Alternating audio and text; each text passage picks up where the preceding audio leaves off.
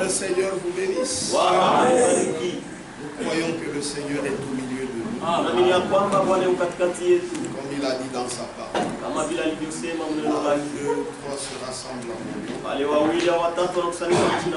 C'est le nom de Jésus-Christ. Il a dit qu'il sera là. Nous le croyons du fond de notre cœur. Puisque nous sommes l'église de Jésus. Et nous sommes réunis ici selon la volonté de Dieu.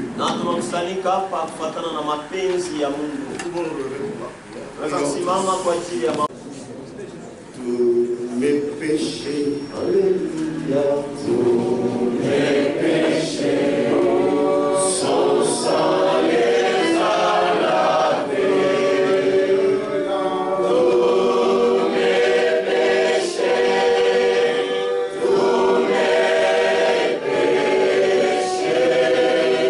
sont salés à la paix. Tous mes soucis, alléluia, tous mes soucis, mon sauveur les a pris. Tous mes soucis,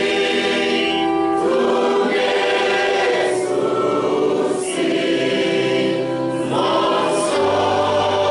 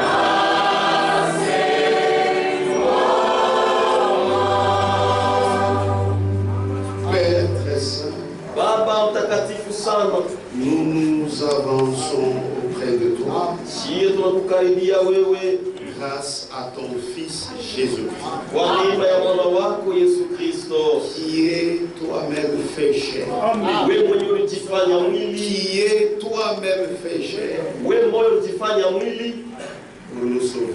juu ya kutuokoa. C'est pourquoi, Seigneur, Ndio kwa maana Bwana ouvre-nous l'intelligence tufungule akili spirituelle kiroho à pouvoir comprendre ta parole. ili tuweze kuelewa neno lako. Dans ce temps, tu nous as parlé, Mwi wakati ulisema nasi, tu nous as envoyé ton serviteur ulitutumia mtumishi wako pour nous parler de toi, Jésus, juu ya kutusemezea juu yako wewe Yesu de manière claire. munamna ya wazi kabisa. Et tu as dit dans ta parole, Ulisema neno lako, mon peuple watu wangu ne sera plus jamais dans la confusion. hawatakuwa kamwe mvuruko. C'est pourquoi nous n'avons rien à nous vanter. Ndio kwa maana tuna cha kuitapa, Puisque tout tu as révélé. kwa sababu yote ulifunua. Il faudrait seulement Ilipasa tu avoir cet esprit de révélation wana ile roho ya ufunuo pour comprendre juu ya kuelewa ce que tu nous as parlé. kile ulisema nasi. Sois béni, Barikiwe, sois glorifié. atukuzwe. Maintenant que ton peuple est devant toi, Sasa hapa watu wako weko mbele yako, ce n'est pas devant moi, haina mbele yangu, puisque moi aussi je suis devant toi. tunamie niko mbele yako. Parle, Seigneur, Sema Bwana, pour que je puisse aussi avoir la vie ili nami nipate uzima, et que mes frères et sœurs puissent aussi avoir la vie. ili bandugu yangu na badada yangu wapate uzima. Seigneur, merci. Bwana asante. Guéris les malades. Ponya wagonjwa. Souviens-toi de ceux qui souffrent. Kumbuka wale wanateswa. Au nom de Jésus-Christ. Mjina la Yesu Kristo. Amen. 1 Corinthiens. Wakorintho wa kwanza.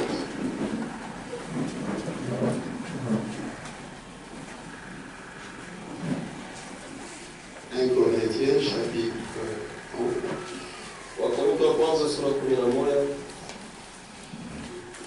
L'unique verset, le verset 26. Ile kushairi moja shairi makumi na sita. Car toutes les fois que vous mangez ce pain Kwa maana kila mara mtakula mkate hii et que vous buvez cette coupe, na kunywa kikombe hiki, vous annoncez la mort du Seigneur mko natangaza kufa kwa Bwana jusqu'à ce qu'il vienne. mpaka na pale atakapokuja. Vous pouvez vous asseoir, mes frères. Unaweza kukaa ndugu na wadada. Comme nous nous préparons à manger le repas du Seigneur, Sabili tunajitayarisha juu ya meza ya Bwana, qui est un symbole basé sur la mort du Seigneur, yenye kwa mfano yenye kuwekwa msingi juu ya rufu ya Bwana pour nous accorder le salut. juu ya kutupatia wokovu. Ainsi, ce thème qui est au tableau, Hivi ishi na iko kukibawa, la mort du Seigneur, rufu ya Bwana est traité en plusieurs sous-points iko nasemea manukta ya mingi afin de clarifier les choses.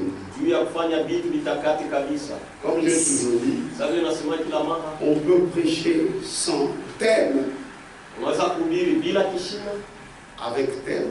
na kishina, Ça dépend de comment Dieu vous conduit. inaangalia tu namna vile Mungu anatuongoza. Mais moi, j'ai toujours aimé prêcher avec thème Lakini mimi napendaka kuhubiri na kishina parce que ça m'aide à bien agencer les idées. kwa sababu inanisaidiaka kuleta mawazo nzuri. Vous pouvez prêcher le thème du prophète, Unaweza kuhubiri kishina ya nabii, le thème de Franck, kishina ya Frank, les thèmes de quelqu'un qui avait aussi prêché, ça t'a intéressé. kishina ya mtu fulani ayehubiriaka Mais que tout cela soit la parole de Dieu. lakini ile yote ipate kuwa neno ya Mungu, Parce qu'il y a des gens, kwa sababu huko bantu ils répètent les thèmes du prophète. banahubiriaka mashina ya nabii, Mais quand vous regardez, il n'y a rien de ce que le prophète a fait. lakini kama uliangalishisha hamuna hata kitu moja C'est kama seulement prendre cela ile ni wewe kufuata pour que vous croyez qu'il prêche le message. juu ya muamini Et aseme, en réalité, il n'y a rien. lakini vya kweli tu hamuna kitu. Il y a aussi les gens qui sont fidèles, Huko watu wengine na wao wako waaminifu, prêchent fidèlement. eko na wabili kwa waaminifu, Mais ce qui est important, lakini ya mafaa c'est que le message a déjà été prêché. kusema ujumbe isha kuhubiriwa. Tu ne peux pas prêcher un sermon comme Branham l'a prêché. Hauwezi kuhubiri mahubiri mwasa vile Branham yalihubiri, C'est impossible. haiwezekani. À la fin, lui, il y avait même des lignes de prière. Mwisho yeye anaanza kuombea na watu wa Il y magonjwa, avait même le discernement. ulikuwa kata mafanushi Mais toi, wa, tu sortes ça. lakini wewe unaruka vile. Donc chacun prêche selon le don que le Seigneur lui a Ni donné. kusema kila mtu yuko na ubiri kufuatana na zawadi ile Mungu Si tu alimpatia. veux m'imiter, Kama unapenda c'est kunifuatilisha, pas mauvais, c'est bien. haina mbaya, Mais quelque part, tu ne sauras pas. lakini kwa hiyo Mais ce que hautaweza, je ferai, toi, tu ne sauras kwa pas. sababu kile mimi nitafanya wewe hautakifanya. Mimi na mimi kwa wangu wa Toi aussi, kipekee ce que tu fais, na wewe ndio je utafanya. peux t'imiter. Naweza C'est pas kukufuatilisha, mauvais. haina mbaya, Mais lakini je vais m'arrêter quelque mimi part. nitasimama kwa shimo hivi. Que chacun prêche Kila mtu ahubiri selon le don que Dieu lui a donné. kufuatana na zawadi ile Mungu alimupa. Que Dieu vous bénisse. Mungu alibariki. Et nous avons parlé de beaucoup de sous-points. Tulisemea manukta ya kirogo ya mingi, Et pendant la première semaine, na juma ya kwanza nous avons parlé de la croix. tulisemea juu ya msalaba. Elle symbolise la mort atroce du Seigneur. Iko naonesha kufa kwa mateso sana ya Bwana Pour payer le prix de notre péché juu ya kulipa bei ya mazambi yetu et nous accorder le salut. na kutupatia wokovu. L'homme n'a rien à apporter. Mtu hana na kitu ya kuleta. Jésus a accompli totalement toute l'œuvre du salut. Yesu alitimiza kazi ya wokovu yote ya kueleana. Ce que l'homme doit faire, Ile mtu anapaswa kufanya c'est s'humilier ni kujinyenyekeza tu devant cette œuvre-là, mbele ya ile kazi, devant la croix, mbele ya et msalaba demander l'assistance. na kuomba msaada. Tu n'as rien à apporter. Hauna na kitu cha kuleta. C'est pourquoi Jésus a dit, Ndio kwa maana Yesu pour alisema, tous qui êtes fatigués et chargés, wewe wote wenye kuchoka na mizigo, venez à moi, kujeni kwangu, je vous trouverai du repos. na niwapatia pumziko.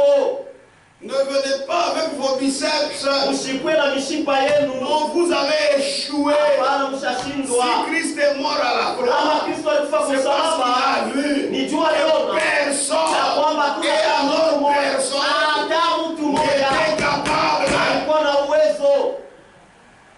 Amen.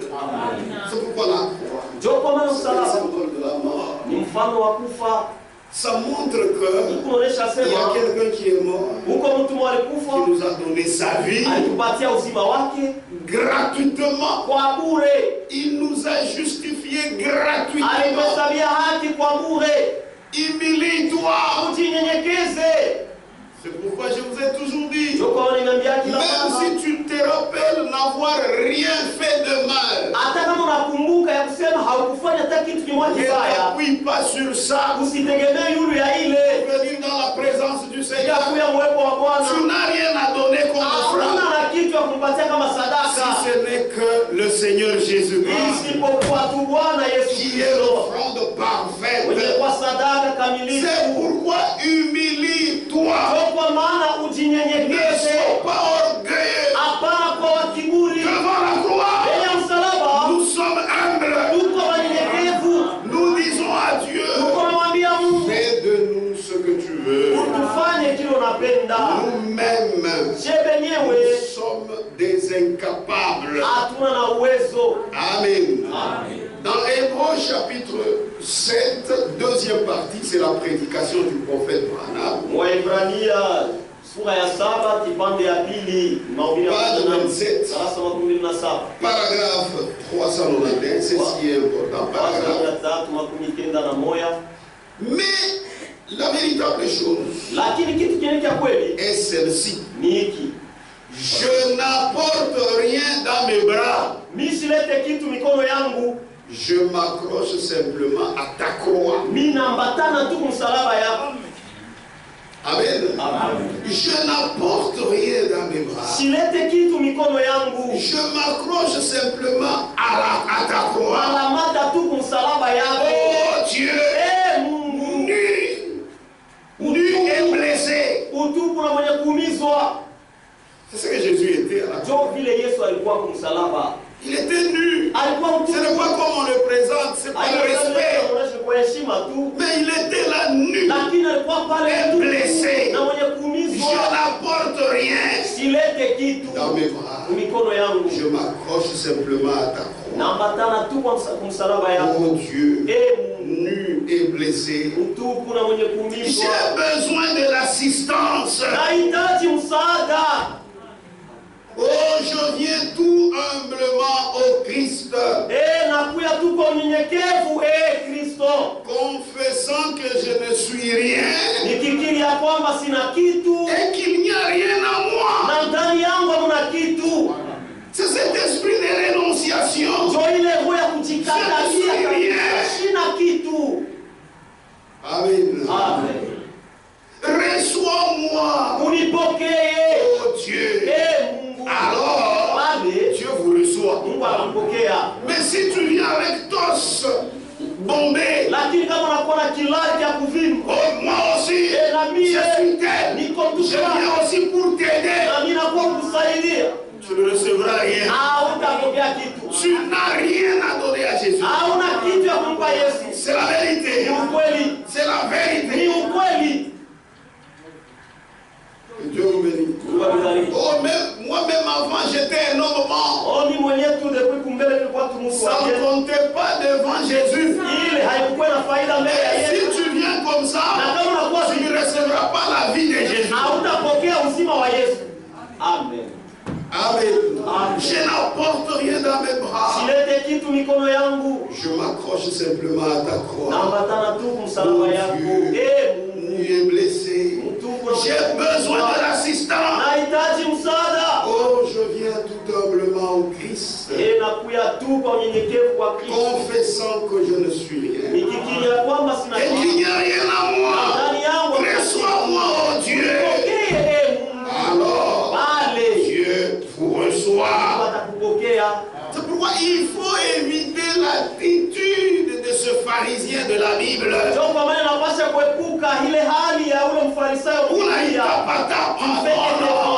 C'est la grâce du Seigneur. Si je ne tombe pas, c'est la grâce du Seigneur. Si je suis comme ça, c'est la grâce du Seigneur. Je n'ai rien à apporter. Dans mes mains, je n'ai que des sacrifices. Dieu, le corps sanglant de Jésus. Amen. Amen. Disons d'abord cet homme de pharisien. C'est vraiment important. Luc 18. Nous sommes des indignes. Mais Dieu nous a ramassés. Et nous sommes ce que nous sommes, c'est pas grave. 18. À partir du verset 9. Il est dit encore cette parabole en vue de certaines personnes se persuadant qu'elles étaient justes et ne faisant aucun cas des autres. Amen. Bien, moi je suis Seigneur. Non.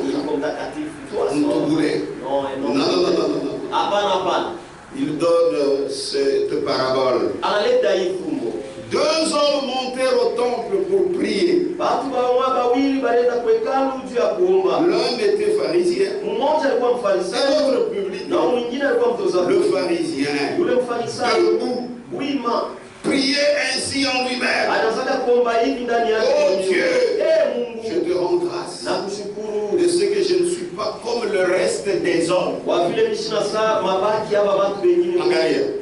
Les choses de Dieu, ce n'est pas une compétition. Les choses de Dieu, c'est moi avec mon Dieu. Quand on prêche, je ne regarde pas l'autre, je me regarde moi. Mais il y a des gens, quand on prêche, est-ce qu'on a chiquilla? Nous ne faisons pas la compétition pour dire que c'est moi qui suis le meilleur dans ce tabernacle. Ce que je suis, c'est pas grave. Même aller au ciel, c'est pas grave. Amen. Oh Dieu, je te rends grâce. Est-ce que je ne suis pas comme le reste des autres? D'abord, c'est un mépris, ça. Qui sont ravisseurs, injustes, adultères, ou même comme ce publicain. Qu'est-ce que cette publicité t'a fait? Amen. Il continue à se Il ne faut monter. pas aller avec cette attitude à la croix de Jésus. Je jeûne 2 fois la semaine. Je donne la dîme de tous mes revenus. Or, ce qu'on énumère, ce sont de très bonnes choses. Amen. Je jeûne 2 fois la semaine. Je donne la dîme de tous mes revenus. Il se vante. Dieu n'aide pas ces gens-là. Parce que il va t'aider en quoi? Le public se tenant à distance n'osait même pas lever les yeux au ciel. Mais il se frappait la poitrine. C'est le signe que faisaient les Juifs pour montrer la tristesse. Mais il se frappait la poitrine en disant: oh Dieu, sois apaisé envers moi, qui suis un pécheur. humble. Dieu aime ça. Je vous le dis. Celui-ci descendit dans sa maison justifié. Plutôt que l'autre. Quand quiconque s'élève sera abaissé. Et celui qui s'abaisse sera élevé. Les choses de s'élever, c'est dans ce monde. Oh, il y a Mokolo avec Ibango. Oui, c'est dans le monde. Mais dans les choses de Dieu, non. Oh, voilà, ça grand prêtre. C'est dans le monde. Mais en Jésus-Christ, c'est lui qui est notre chef. Nous tous, nous ne sommes rien. Vous êtes serviteurs. Vous êtes serviteur. Si tu es serviteur, tu n'es qu'un serviteur inutile.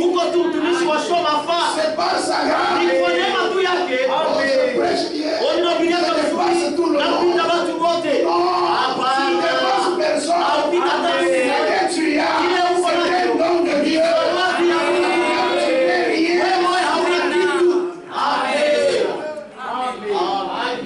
C'est la vérité. Regardez la croix. Regardez la croix. C'est reconnaître que je ne suis rien. J'ai besoin que Dieu me façonne selon ce qu'il veut. Façonne par sa parole. Regardez la croix. Regardez Jésus crucifié qui m'a donné sa vie et qui m'a donné le pardon de tous mes péchés. C'est ça, regardez la croix. Il y a celui qui m'a sauvé. Il y a celui qui m'a donné sa vie gratuitement. Amen. Donc la croix, c'est le symbole de la mort. Du Seigneur, nous donner la vie, nous donner le pardon gratuitement. Pour nous donner l'accès d'aller au ciel gratuitement. Une autre chose montre la mort du Seigneur. C'est le sang qui a coulé. Amen. Quand vous entrez quelque part pour chercher quelqu'un qui était perdu, vous voyez sa chemise. Et après vous voyez le sang. Ah, vous êtes inquiet. Non.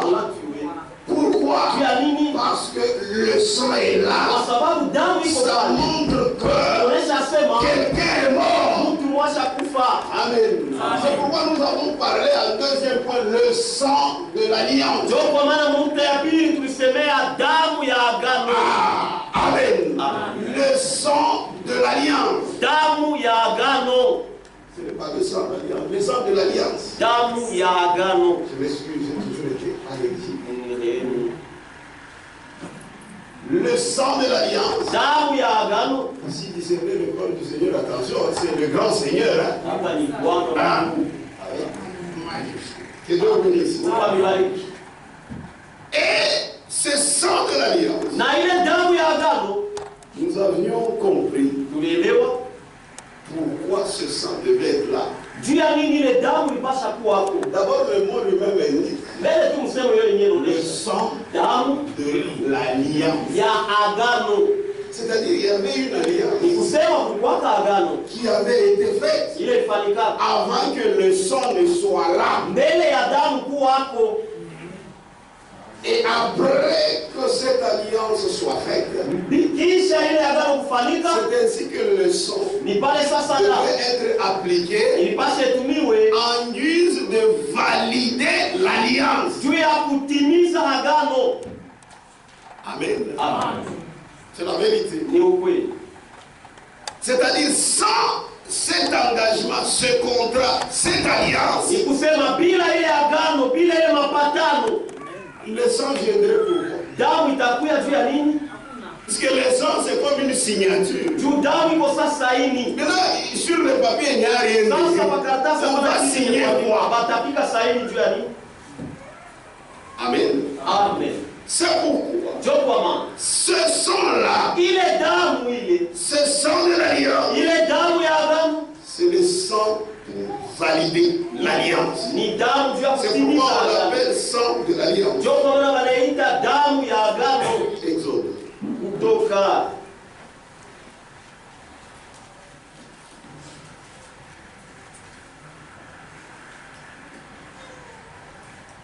24. Kutoka sura 24 verset 3 shairi ya 3 et 7. na shairi yake ya 7. Moïse vint rapporter au peuple toutes les paroles de l'Éternel et toutes les lois. Musa akaja kuambia watu maneno yote ya wa milele na masheria zote. Le peuple entier répondit d'une même voix: nous ferons tout ce que l'Éternel a dit. C'est ça l'alliance. C'est ça l'alliance. Que Dieu bénisse. Parce que c'est pourquoi même sur la montagne, celui qui était descendu, on l'appelle l'ange d'alliance. Il est venu donner la parole. Et Moïse a pris cette parole. Il est allé avec cette parole au peuple de Dieu. Moïse a lu les paroles qui étaient dans le livre. Et c'est sur base des paroles qu'ils ont entendues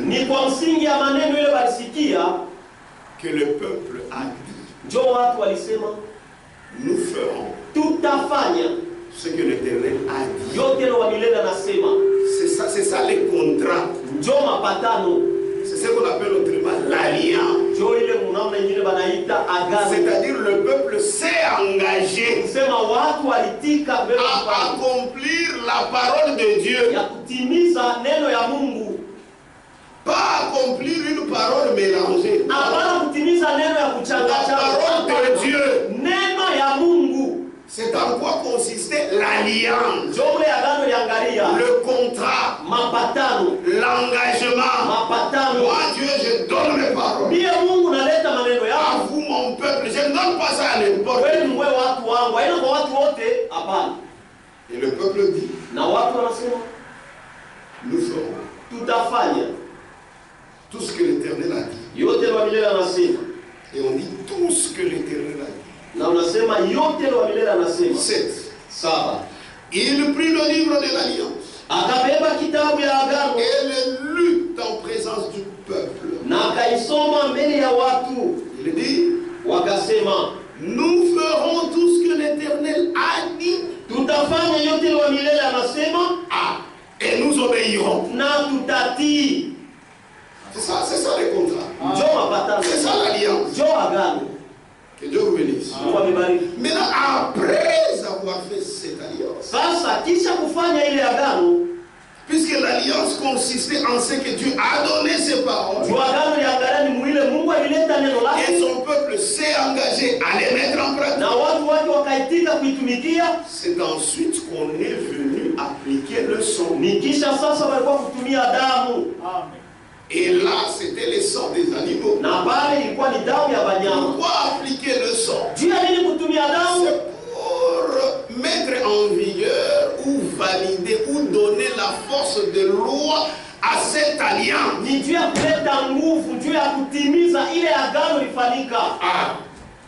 Donc en soi, le sang vient pour valider l'alliance. Que Dieu vous bénisse. Ça, vous n'entendrez jamais dans les dénominations. Amen. C'est ainsi qu'après cela, au verset 8, Moïse prit le sang et il le répandit sur le peuple en disant: voici le sang de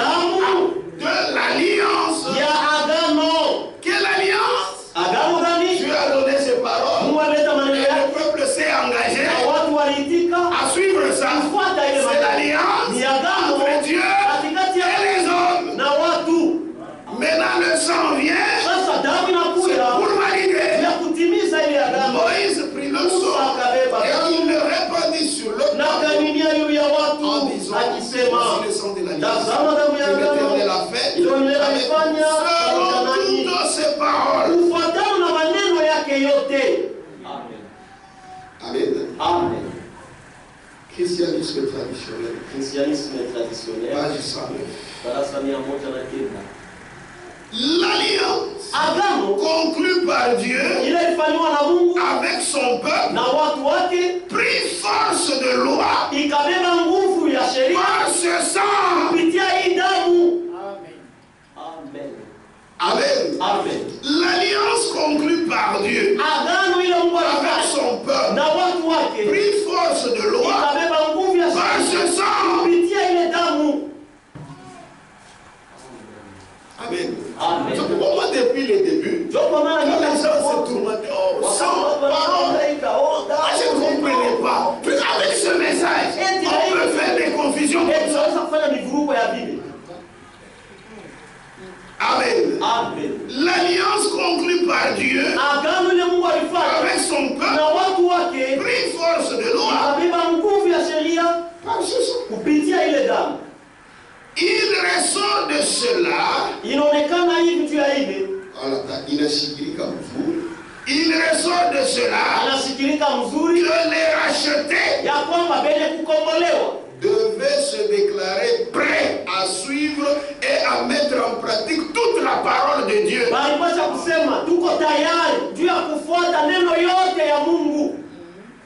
Vous comprenez? Puisque Moïse a d'abord lu. C'est ainsi que se sont engagés. Donc les rachetés devaient se déclarer prêts à suivre et à mettre en pratique toute la parole de Dieu.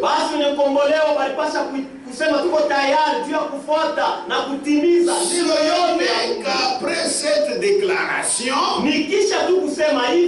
que Moïse les aspergea de sang. Pas avant, mais après. Ce n'est qu'après cette déclaration que Moïse les aspergea de sang. Comme d'un signe visible, montrant que cette assemblée rachetée se trouvait alors sous la protection du sang. C'est-à-dire pour être sous la protection du sang, mais il faut obéir la parole. Amen. Que Dieu vous bénisse. Vous avez cette prédisposition intérieure à obéir à la parole de Dieu. Même si toute la parole de Dieu vous ne la connaissez pas.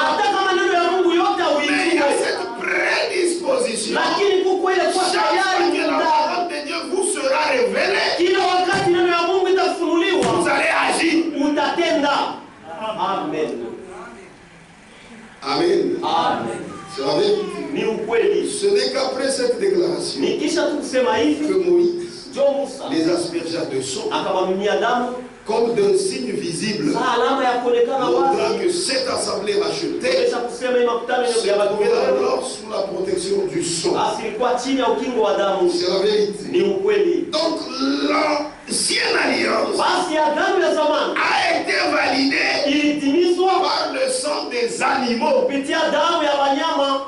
Oh, ça, ce n'était qu'un type. Ça préfigurait la véritable alliance qui devait être validée par le sang de Dieu lui-même.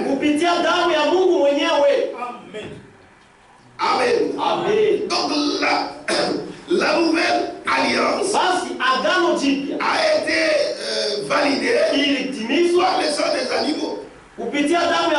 Mais la nouvelle alliance a été validée par le sang du Sauveur lui-même. Christ. D'où il fallait absolument la mort du Seigneur. ya Bwana kabisa hivi. Amen. Amen. C'est pourquoi Jésus a fait tout Yesu alifanya iwezekanayo pour qu'on n'arrive pas à reconnaître que c'est lui le Seigneur. Ili basifike mkutambua kwamba Yesu ni Bwana. S'il l'aurait connu, Tu kama walimtambua, il ne l'aurait pas crucifié. abangelimsulubisha. Quant à la chair, Mumwili le Seigneur mourut. Bwana akakufa. Quant à l'esprit, Muroho il ressuscita. akafufuka. Amen. Amen. Amen. C'est la vérité. Ni ukweli. Est-ce que vous suivez Eti mnafuata le conseil de Dieu? shauri ya Mungu. Page 20. Kurasa 12.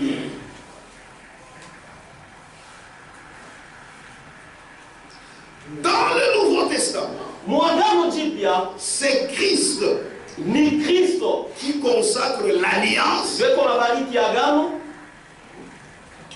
Eko nafanya agano.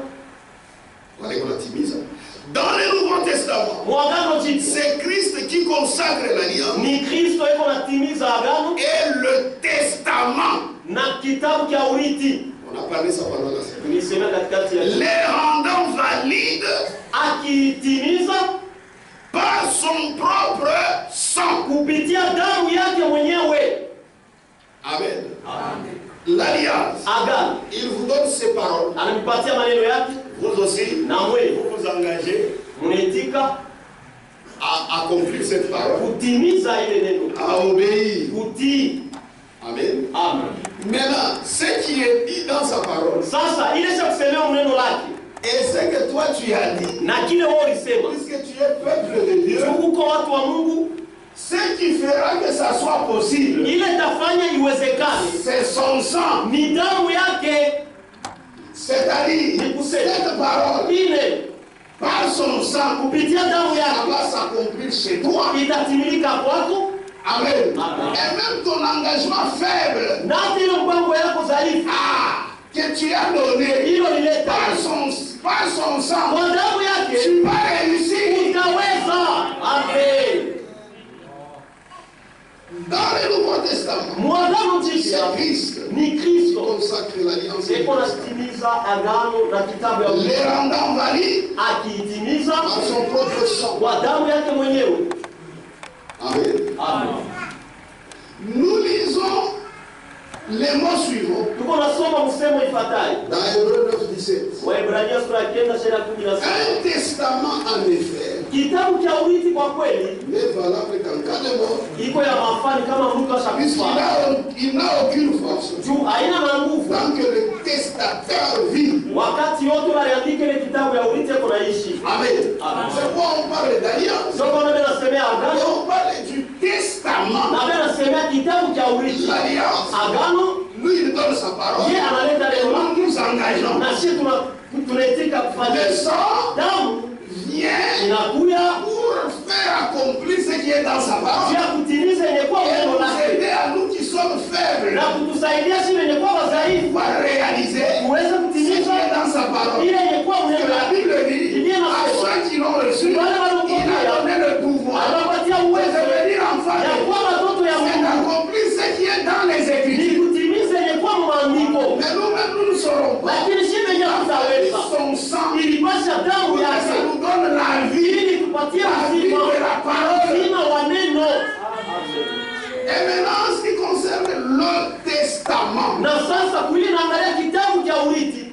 le testament, Kitabu cha urithi c'est quelqu'un qui écrit ni mtu anaandika pendant qu'il est vivant. wakati ngaliki mzima. Et là, Na pale il a déterminé les bénéficiaires. alionyesha mzuri ni banani batariti mali yake. Mais tant qu'il est vivant, Sasa wakati wote kwa mzima ce testament ile kitabu ya n'entrera pas en vigueur. hawataweza kukitimiza pale.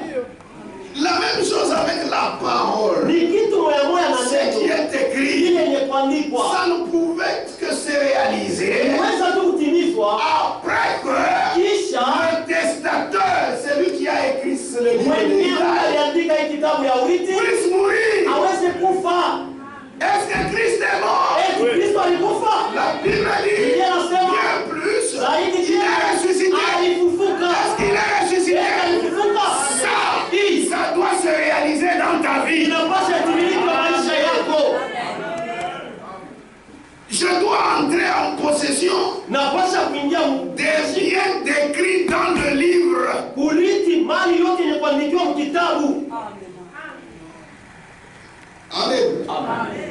C'est la vérité. Ni ukweli. En rapport avec cela, Kuile naangalia ile il est aussi écrit au verset 20. imeandikwa tena kwa sura 12. Ceci est le sang de l'alliance Hii ni damu ya agano que Dieu a ordonné pour vous. ile Mungu aliamuru juu yenu. Nous lisons dans Matthieu 26, 28. Unasoma Mathayo 26. Ceci est mon sang, Shairi 28. Hii ni damu yangu, le sang de l'alliance. damu ya agano. Les mêmes paroles Maneno ya moyo prononcées lors de l'entrée en vigueur de la première alliance. tamkiwaka wakati wa kutimiza agano ya kwanza. Amen. Sont répétées par Jésus lui-même Imesemwa tena na Yesu yeye mwenyewe lorsqu'il inaugure la nouvelle alliance. wakati anafungula agano mpya. C'est pour cela aussi Na ndio kenyewe tena que le Nouveau Testament agano jipya a pris force de loi beba nguvu ya sheria par la mort de Jésus-Christ. ya lufu ya Yesu Kristo. Est-ce que vous comprenez la mort de Jésus-Christ? Quand vous comprenez la mort de Jésus, Kama unaelewa lufu ya vous Yesu, comprenez encore une autre dimension de la croix. unaelewa tena hatua ingine ya msalaba. La croix, Msalaba c'est-à-dire ni kusema tout est accompli. yote imetimilika. La justification Kwanza kuhesabia haki, jusqu'au baptême du Saint-Esprit et jusqu'à la transmutation de nos na corps kufika kubadilisha pour aller au ciel. C'est sur base de la croix. msingi ya msalaba. C'est pourquoi quand les gens disent Ndio kwa maana kama ils tunasema méprisent la croix, ils ne comprennent pas les choses de Dieu. hawaelewe mambo ya Mungu. Jésus a dit tout est accompli. Yesu alisema yote imetimilika. Frère Branham dit, même pour aller au ciel, Hata ndio kwenda c'est kuzimu la croix. ni msalaba. Amen. Amen. C'est pourquoi Ndio kwa maana il ne faut jamais prêcher. haipashe kama kuhubiri Si tu ne comprends rien, kama uelewe kitu. si tu ne comprends pas, Kama hauelewa ne prêche pas. usihubiri, Puisque tu vas créer de la confusion. utaleta mvuruko. Puisque ce message, Juu hii ujumbe c'est la parole en entièreté. ni neno yote ya kueleana. Amen. Les gens pensent Watu wanawaziaka que quand ya kwamba wakati ils ne prêchent pas quelque chose qu'ils ne comprennent pas, kama shubiri kitu bila shelewe, on verra qu'ils ne connaissent rien. watu wanasema sijue kitu. Non, c'est faux. Hapana, ni vya bongo. Tu n'es pas obligé Hauna na de prêcher toute la parole. ya kuhubiri neno Tu es yote. obligé Uko na de prêcher c'est en quoi le Seigneur te rend capable. ile Bwana anakuwezesha kuhubiri. Puisque ça va aider les gens. Itasaidia watu. Amen. Amen. Amen. Que le Seigneur vous bénisse. Bwana nibariki. Donc la mort de Jésus Basi lufu ya Yesu signifie que maana yake ni ce qui est écrit dans la Bible ile kuandikwa Biblia se réalisera pour moi itatimilika juu yangu qui crois. mimi mwenye kuamini. Et moi, Na mimi je suis capable de vivre la parole. niko na uwezo ya kuishi neno. À ceux qui l'ont reçu, Kubale walimpokea il a donné le pouvoir wapatia uwezo de devenir enfant de Dieu. ya kuwa watoto ya Mungu. Donc par le sang, Basi si kwa je crois que Jésus est mort, kama naamini ya kwamba Yesu son alikufa, sang a coulé pour moi. damu yake ilimwangika juu yangu. Alléluia. Amen. Ce qui est écrit, c'est pour moi. Ni yangu. C'est pourquoi même les démons, Ndio kwa maana kama quand ndio nous les chassons, wakati tunafukuza nous disons toujours, tunasemaka mpaka souvenez-vous kumbukeni l'œuvre de la croix. kazi ya msalaba Là où Jésus-Christ kule Yesu vous a dépouillé. alinifula. Et quand tu cites ça, Na kama unadai les démons, oui. inakimbiaka. Amen. Amen. Amen. C'est ça la vérité. Ndio kweli. C'est pourquoi c'est lui Ndio kwa maana qui passe par la croix. unapitia msalaba. C'est quelqu'un qui connaît la valeur de la parole. Kula anajua bei ya neno. Amen. Vous avez compris? Unaelewa? Il connaît la valeur de la parole. Anajua bei ya neno. Et c'est la vérité. Na ni ukweli. Que Dieu vous bénisse. Mungu abariki. Et quelqu'un qui reconnaît la parole de la vérité, Na mtu anatambua neno ya ukweli. il a une vie correcte. Anayekamata na maisha ya kunyoroka. Amen. Amen. Amen. Il a une vie correcte. Eko na maisha ya kunyoroka. Parce que nous comprenons Kwa sababu tunaelewa que Jésus a validé ya kwamba Yesu alitimiza en ses paroles. maneno yake Et cela s'accomplira. na ile itatimilika. Il a validé par le sang. Alitimiza C'est pourquoi kupitia nous damu. ne chantons pas comme les dénominations. Sio kwa maana shati yake kama dhehebu. Oh, le sang de Qu'est-ce que le sang? Le sang de Jésus en pantalon. Le sang de Jésus avec le maquillage. Hein? Puisque le sang de Jésus, ça montre que l'alliance, le contrat, c'est sur les paroles. Ces paroles doivent être réalisées en toi. Et toi, tu dois mettre en pratique la parole. Jésus, le Coran. Et avec les Corans, ça c'est un scandale. Il est quoi ce Jésus? Amen. Amen. C'est un scandale. Oui, frère. C'est un scandale. Que Dieu vous bénisse. Par Jésus, par son sang, il a validé ses paroles. Ça s'accomplira. C'est oui. Amen. Amen. Amen. Que Dieu vous bénisse. Et nous disons Amen. Nous qui croyons par lui. C'est-à-dire en lui toutes les promesses. C'est oui. Ça s'accomplira. Le sang a été versé. Nous aussi.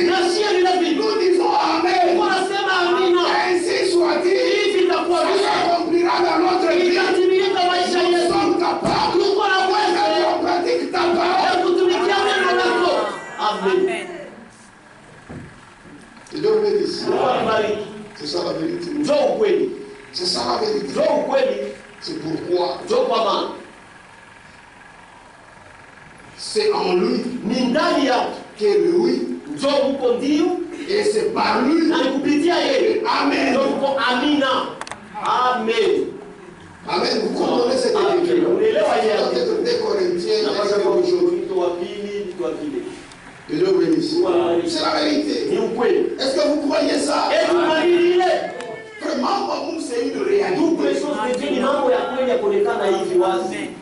Amen. Ce n'est pas quelque chose. Il faudrait commencer à beaucoup réfléchir. C'est la réalité. Si toi tu vois que ça commence à te troubler, retourne à la croix. Avoir la force d'accomplir la parole. Amen. Amen. Sinon, ça sera compliqué. 2 Corinthiens, chapitre 1.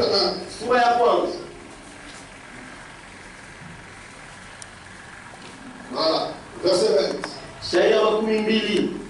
Je disais 2 Corinthiens, chapitre 1. Verset 20. Car pour ce qui concerne toutes les promesses de Dieu.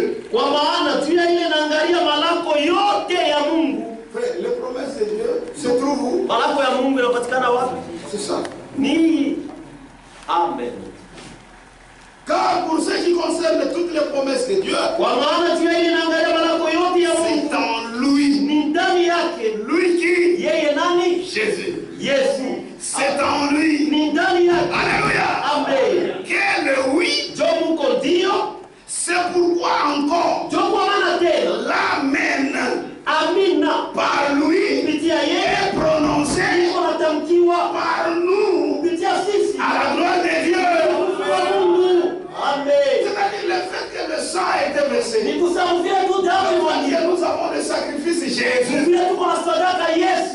Toutes les promesses. C'est oui.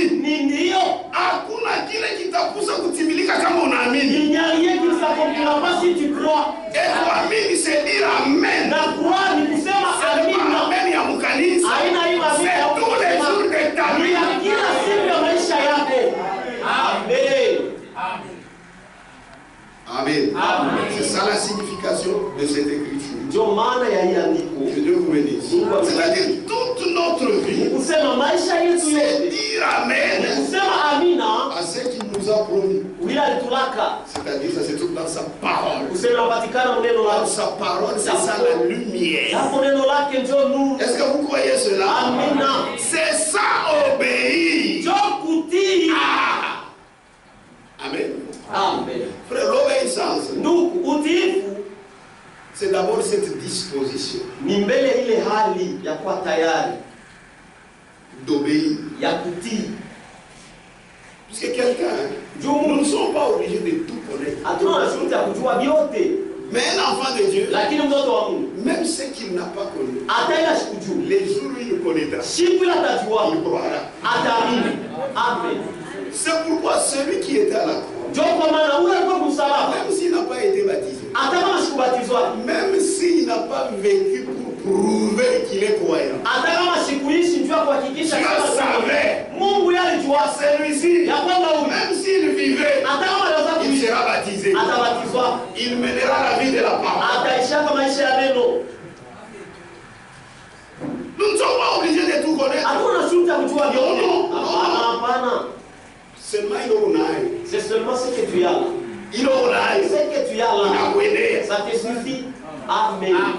Mais c'est la prédisposition. Lakini ni kwa tayari Et ndani. les gens pensent que si je connais plus, je Jua vais wanasema kama najua sana sasa leo ciel ni ya bongo sana. tout le naïwa, ututumikirie, et Dieu va t'aider. Na Mungu atakusaidia. Amen. Que Dieu vous bénisse. Mungu akubariki. C'est pourquoi Ndio kwa maana toute notre vie, maisha yetu yote c'est dire Amen à ce qu'il nous a promis. ni kusema amina kuila tulaka. Amen. Amen.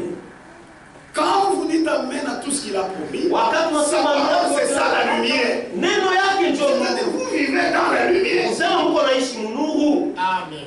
Amen. Et en connaissant que tu es un homme, Na ukijua sema uko mtu mais tu es dans la lumière. lakini uko mnuru. Et quand tu es dans la lumière, Na wakati uko mnuru, la Bible dit quoi? Biblia inasema nini? Barua ya kwanza ya Petro. Est-ce qu'on est ensemble? Amen. Est-ce que vous comprenez? Eti Mungu naelewa. Amen. 1 Pierre, Petro wa kwanza, chapitre 1, sura ya kwanza, à partir du verset 1er. kuanzia shairi ya kwanza. Pierre, Petro, apôtre de Jésus-Christ, mtume wa Yesu à ceux qui Kristo, sont étrangers et dispersés dans le pont, ubale benye kuwa bageni na benye kuzambalala kule kupon, la Galatie, la Cappadoce, na l'Asie et Asia, la Bithynie, Kapadosia, Azia na Bitini, et qui sont élus. na benye kuteuliwa. Amen. Amen. Ici, on peut dire, Hapa tunaweza kusema Paul, l'apôtre de Jésus-Christ, Paulo mtume wa Yesu Kristo, à ceux qui sont étrangers et dispersés. wale benye kuwa bageni na benye kuzambalala. Ici, on peut citer une jolie cite, Hapa tunaweza kudai Kankimbembe, ainsi de suite. hivi na hivi. Ni moi, ça. Amen. C'est à vous maintenant. Et qui sont élus Na benye kuteuliwa selon la préscience de Dieu le Père, kufuatana na kutangulia kujua kwa par la Baba sanctification de l'Esprit, kupitia utakaso wa Roho afin qu'ils deviennent obéissants ili wapate kuwa matiifu et qu'ils participent na washiriki à l'aspersion du sang de Jésus-Christ. kumimiliwa kwa damu ya Yesu Kristo. Que la grâce et la paix vous soient multipliées. Neema na salama ilizidishwe. D'abord, vous êtes en contact avec la parole. Mbele mko mapatano na Vous neno. avez des prédispositions d'obéir. Mko na tayari ndani ya Et vous kutii obéissez. na mko na tii. C'est comme le peuple d'Israël a Hivyo dit. sa watu wa Israeli Nous ferons tout ce que le Seigneur a dit. walisema tutafanya yote iliyosema na C'est tutatii. ensuite qu'on a aspergé le sang. Ndio Baba alimimia damu. Et Pierre aussi se saisit de cette réalité. Na Petro naye akabeba ile mambo Et il dit ça. na anasema hivi Afin qu'ils deviennent obéissants. ili wapate kuwa Et qu'ils watiifu participent à l'aspersion du na sang wapate de kushiriki Jésus-Christ. kumimiliwa kwa damu ya Yesu Que Kristo. la grâce et la paix vous soient multipliées. Neema na salama imezidishwe. Amen. Amen. 1 Jean chapitre 1. Yohana wa Verset kwanza 6. sura ya kwanza shairi ya 6. Si nous disons Kama tunasema que nous sommes en communion avec lui ya kwamba tuko mshirika naye et que nous marchons dans les ténèbres, na tuko natembea mumagiza, nous mentons tunalanda et nous ne pratiquons pas la vérité. na tutumie ukweli. Mais si nous marchons dans la lumière, Lakini kama tunatembea munuru comme il est lui-même dans la lumière, sa vile yeye moya yeko munuru, nous sommes mutuellement en communion. Pale tuko mapatano naye pamoja. Est-ce que vous comprenez? Eti mwelewa. Cette communion Ile ushirika avec Dieu, na Mungu, c'est dans sa parole. ni muneno lake. C'est pourquoi nous disons, Ndio kama tunasema Dieu est dans sa parole. Mungu eko muneno lake. Quand vous vivez sa parole, Kama unaishi neno lake, vous êtes dans sa lumière. uko nuru yake. C'est-à-dire en toi, Ni kusema ndani tu yako reconnais unatambua que c'est seulement Dieu qui dit la vérité. ya kwamba ni Mungu tu ndio Les hommes sont des menteurs. watu bora ni baongo. J'ai cette prédisposition. Niko na ile Même tayari. si je tombe, Hata kama namu je reconnais que mina kotola. natambua kusema La jambo parole, hili. elle, c'est la vérité. Neno yote ya Et kweli. Dieu en C'est faux. moi qui suis faux. Amen. Amen. Amen. Mais si nous marchons dans la lumière, Lakini kama tunatembea comme munuru, il est lui-même dans la lumière, sa vile yeye moya iko nous munuru, sommes mutuellement en communion. tuko moya na mwingine mshirika, Et le sang de Jésus, son Fils, na damu ya Yesu mwana nous wake purifie de tout péché. iko natuosha kwa kuzambi yote. Amen. Il faut prendre la ligne, c'est Il faut la bien Bible. classer les choses kufatana na Biblia. Amen. Amen. Amen. C'est la vérité. Ni ukweli. Et le sang de Jésus Na damu ya Yesu nous purifie iko natuosha de tout péché. kuzambi yote. Est-ce que vous croyez ça? Eti mnaamini ile? Est-ce que vous croyez ça? Eti mnaamini ile? Ainsi, nous comprenons Hivi tunaelewa que le sang de Jésus ya kwamba damu ya Yesu fait l'expiation. iko nafanya ondoleo wa mazambi. C'est ça. Ndio vile. C'est pourquoi Ndio kwa maana même quelqu'un qui décide, hata mtu anafiatula. si quelqu'un connaît décider, Kama mtu anajua kufiatula, vous allez faire laisser un choix. ale kila mtu afiatule vitu kila anapenda.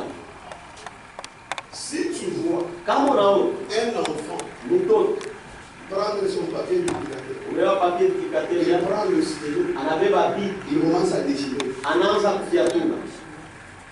Achille, Ailekoneke il ne connaît rien. ashijue Il ne connaît rien. ajue kitu On ne dessine pas avec le stylo. abafiatulake na bitu On dessine au crayon. banafiatulaka na crayon Parce que kwa sababu la gomme est là. huko gomme. Amen. Amen. Nous t'accordons là. Tu vas poter Et nous t'agions. kisha utazimisha. C'est ça le sang de Jésus. Ndio damu ya Yesu. Le sang de Jésus Damu ya Yesu ne travaille pas seulement haitumikake tu avant que nous ne croyions mbele ya siku amini pour nous sauver. juu ya Non, kutuokoa. non, Hapana, ça nous suit. iko natufuata Même dans toute notre marche chrétienne. hata msafari yetu yote ya Kikristo. Amen. Amen. Nous sommes dans ce corps. Tuko mwili. Amen. Amen. Qui attend la pleine rédemption. Iko nachunga ukombozi wa C'est utele. pourquoi l'expiation Ndio kwa maana est aussi ondoleo nécessaire pour nous. iko vile vile ya mafaa juu yetu. Amen. Amen. Amen. Donc le sang Basi damu opère aussi l'expiation. iko nafanya ondoleo wa mazambi vile vile. C'est ça. Ndio vile. C'est-à-dire le pardon du péché. Kusema usamehe wa C'est mazambi grâce au sang. ni kwa damu. C'est pourquoi la Bible dit Ndio kwa maana Biblia dans inasema Hébreux 9, 22, Waebrania sura ya 9 sura ya 10 et sans effusion de sang, bila kumimiliwa kwa damu il n'y a pas de pardon. hakuna usamaha.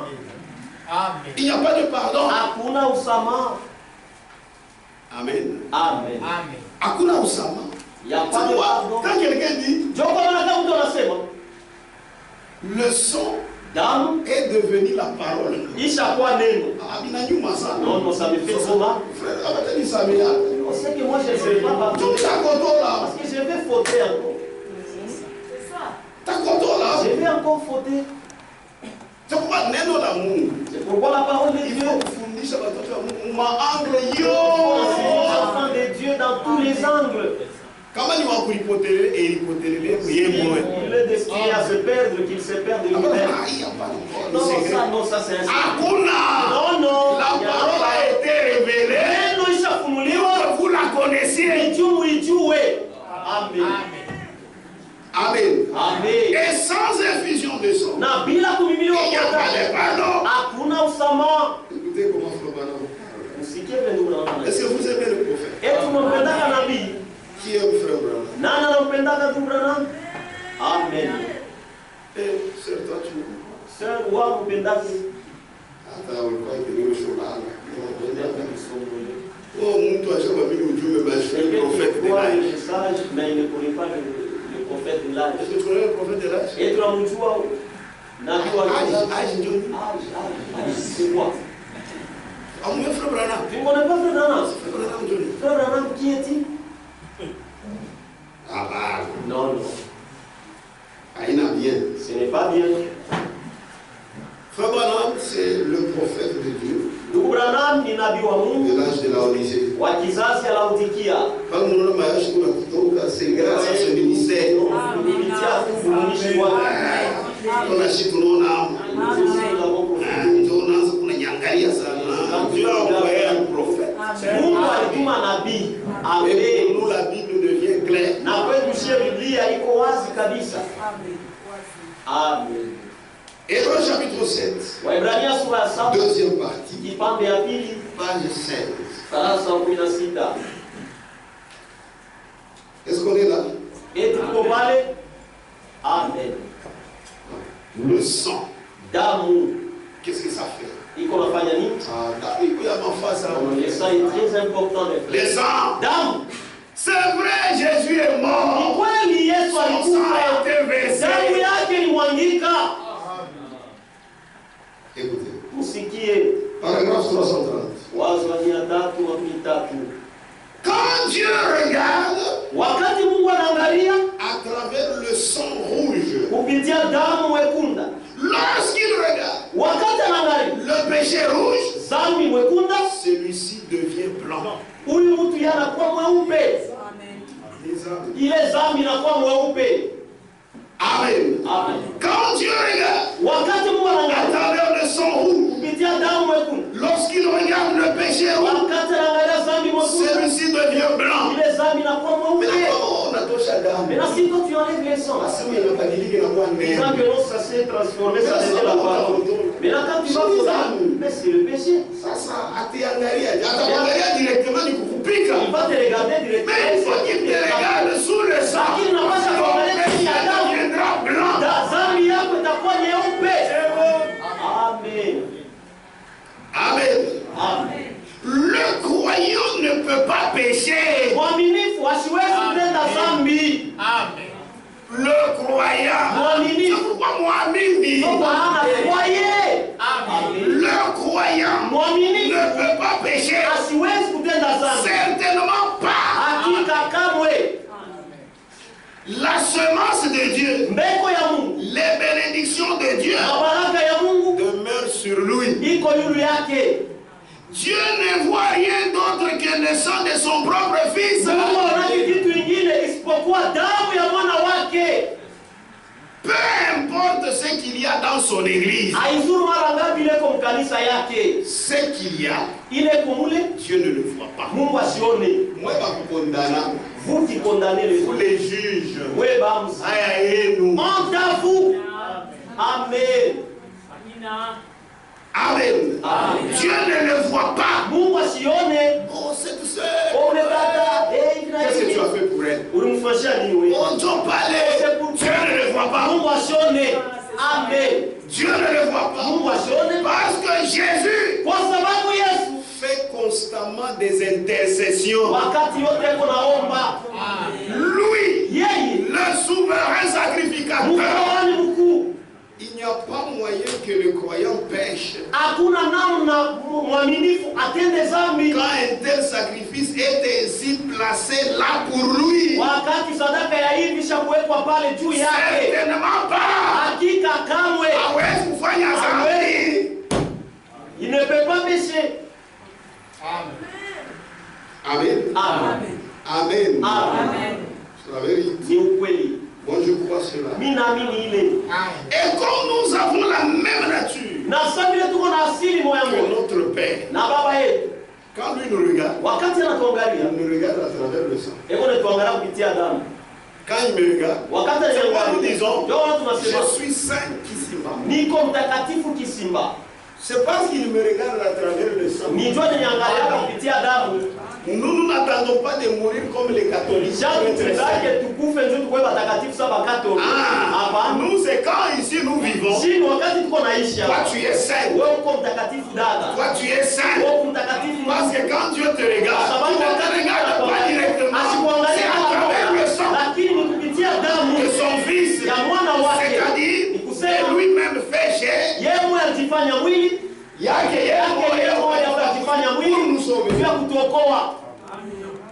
Amen. C'est la vérité. Et comme nous sommes de la même nature, comme lui, notre Dieu, nous regarde à travers le sang.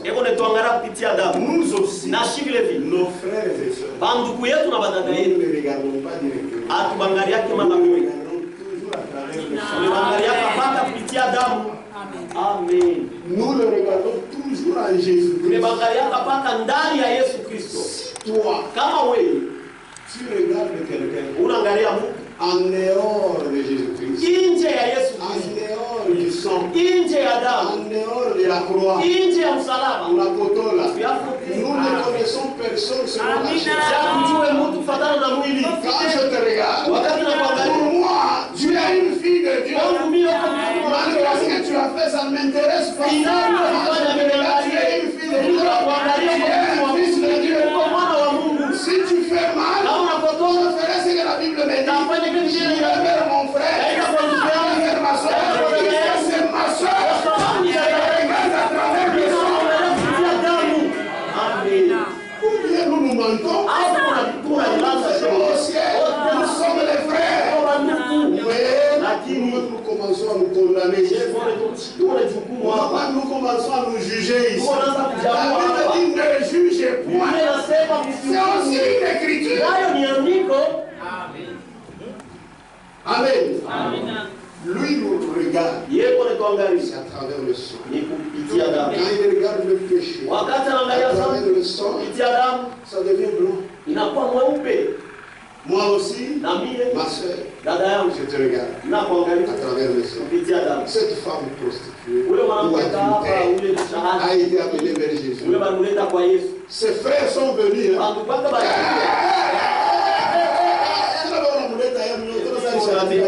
Comme si elle a commis adultère elle-même. Elle a commis adultère. Oh, la femme dit. Oh, il faut la lapider. Parce que leurs péchés ne sont pas font les mêmes choses. Parce qu'il y a plus saint que les autres. Anapika mastiri yake. Il a fait ce style. Kila mtu analiona. Il s'est vu. Bio. Amen. Plus grand ou plus petit. Kuanzia kwa mkubwa sana mpaka kwa mtoto sana. Kavu. Tout Maintenant le Seigneur se révèle. Sasa Bwana il dit femme. Sasa mwanangu Où sont ceux qui débattent? Bale walikuwa na kumbukumbu. Eko wapi? Avant d'attendre, personne n'était là. Ça, moi je ne te condamne pas non plus. Sema na mimi sitakuhukumu. Va. Wende et ne pêche pas. Na usitende tena dhambi. Amen. Regardons nos frères. Regardons nos soeurs. Au travers le sang. C'est pourquoi parmi nous, il y a des gens qui s'amènent même à la justice. Mais regarde la chita qui frère, c'est la police, c'est fouler le sang de Jésus. C'est ça. Puisque moi je te regarde, c'est à travers le sang. Amen. À travers le sang. Je me rappelle, un frère disait. Un frère est venu. Les frères, ils nous parlent. Il y a des soeurs qui ont de tels langages. Frère, on a servi la vie de Moutoto Yamou. Malgré il y a dit Moutoto Yamou.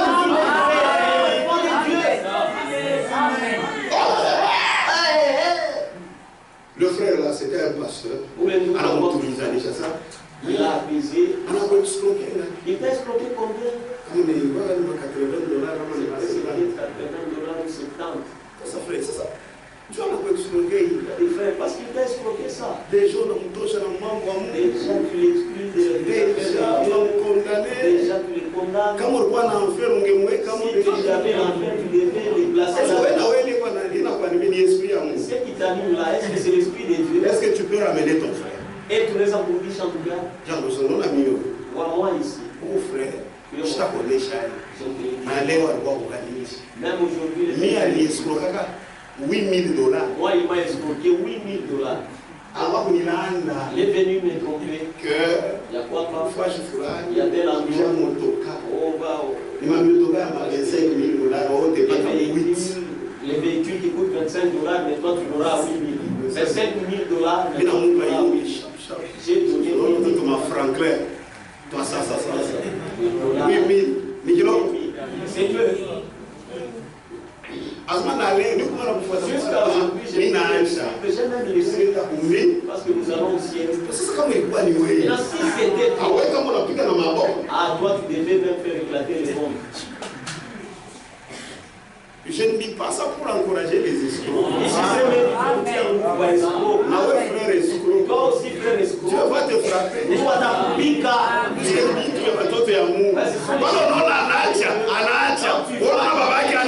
Tu penses que son père a laissé? Mais chacun doit vivre correctement. C'est à la base que l'autre a mal vécu que moi aussi je vive mal. Frère, est-ce qu'il y a une juridiction au Pitakanisa? Quand vous amenez votre frère au tribunal ou au parquet, tu devais être livré entre les mains de Satan. Frère, je vous dis la vérité. Il y a des choses que vous faites par ignorance. Mais il faut que vous donnez ça pour bien. Quelqu'un qui est sous le sang, on paiera pour justice. Mais tu l'amènes à la justice. Il y a une dunia. Et ce monde ici. C'est foulé au pied le sang de Jésus. Ne le faites plus jamais. Amen. C'est pourquoi nous avons la nature de notre Père. Nous regardons tous à travers le sang. Amen. Amen. On a volé quelque part. C'est dans un tabernacle. On a volé. Maintenant, on devait porter plainte pour un vol. Ils ont porté plainte. Maintenant, là, on dit, pour raison d'enquête, nous devons arrêter tous ceux qui se dorment à l'église.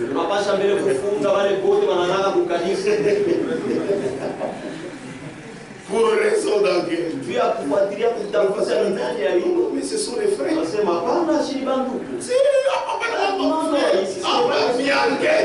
c'est l'enquête. Il dit non, je retire ma plainte. C'est ça l'enfant de Dieu. C'est Satan. Amen. Et Dieu permet que d'autres choses arrivent. Pour que nous connaissions qui tu es. Et on ne dira rien, on te connaît seulement. Amen. Allez. Nous voyons nos frères et nos soeurs à travers le sang. C'est comme s'ils n'ont jamais péché. Même si tu l'as connu quand il était il était cachasseur. Mais comme un ami, mais si ça oublie. Amen.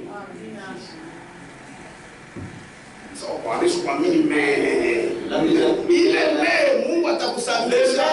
Dieu va te faire payer pour ça. Nous ne connaissons plus personne selon la chair. Romain. Est-ce qu'on est ensemble? Amen. Romain chapitre 8. Verset 1er. Il n'y a donc maintenant aucune condamnation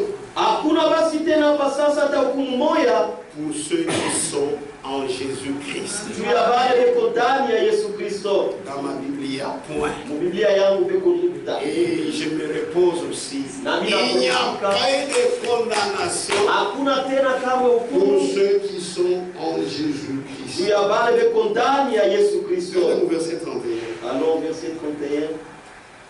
Que dirons-nous donc à l'égard de ces choses? Basi tutasema nini juu ya hii mambo? Si Dieu est pour nous, Kama Mungu yuko juu yetu, qui sera contre nous? nani atatukombanisha?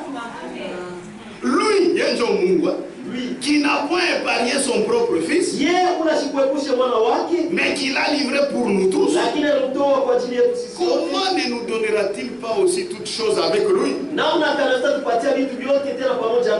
33. Qui accusera les élus de Dieu? Ni nani atastaki bateule ya Mungu? Mais toi tu vas les accuser au parquet. Amen. Amen. Qui accusera les élus de Dieu? Ni nani atastaki bateule ya Mungu? C'est Dieu qui justifie. Amen.